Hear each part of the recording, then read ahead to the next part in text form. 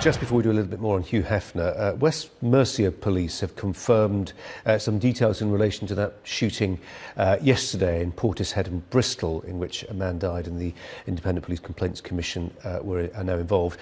Police in the Midlands received a report of a man pointing a gun at another motorist on the M5 before a driver was shot by police just off the motorway near Bristol. That's from West Mercia Police. OK, well, let's go back to Hugh Hefner, who has passed away at the age of 91. And Caroline Farrow is a writer for The Conservative Woman. She joins us now from our central London studio. Good afternoon, Caroline. So lots of descriptions coming out, lots of people calling Hugh Hefner a legend, an innovator, an inspiration. Jesse Jackson saying that he's a champion of the civil rights movement. What do you think? Is he all of the above or just a bit of a sleaze? I think his legacy was really an unfortunate one, actually. I think he was a misogynist and, to be honest, a bit of a dirty old man. You know, it's interesting to see people try and lionise him, but let's remember what Hugh Hefner was all about. Hugh Hefner was all about the objectification of women as sexual objects. What he did was he took pornography, he made it mainstream, he made it respectable, and then he packaged it and sold it back to women as if their sexual objectification was some kind of liberation. I remember, say, 10 years ago in the early 2000s, there was a big outcry because Playboy was marketing its goods and products at pre-teens and teenagers. You know, they were being encouraged to buy things with the Playboy logo, as if it was some kind of cool. Now, let's remember what the Playboy bunnies were. They were very sexually objectified. And also, when you look at the figure of Hugh Hefner, in some ways, he ended up, people say he lived a very happy life, but he ended up slightly risible, slightly sad. You know, he took the vision of sort of a heterosexual faithful male and replaced it with this kind of louche, this louche personality, this louche thing to which we should all aspire. You know, a 90-year-old sort of having sex with lots of very young, very attractive models. Now, that's not going to happen for the majority of people.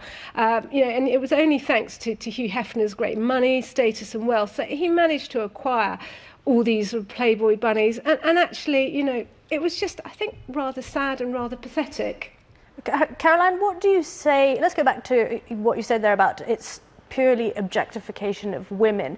What do you say to people who say, well, listen, actually, Hugh Hefner, and he himself said that he was the godfather of the sexual revolution, and that if you actually spoke to these bunnies, they were there of their own free will?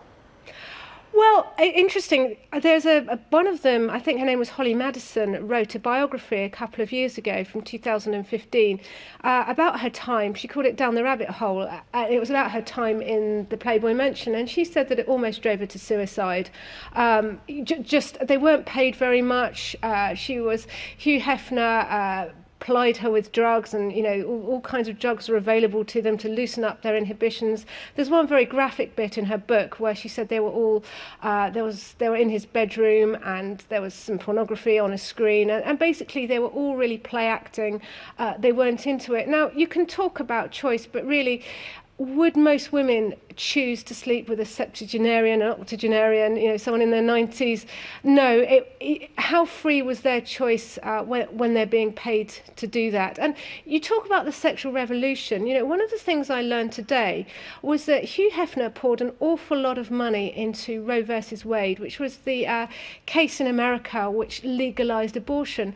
And you think, okay, so what interest did this man have in women being able to freely access abortions with no questions asked, or as easily as possible? And one of the fruits of the sexual revolution is the fact that today in the UK we have over 180,000 abortions every year, and you know, and we have marriage at an all-time low.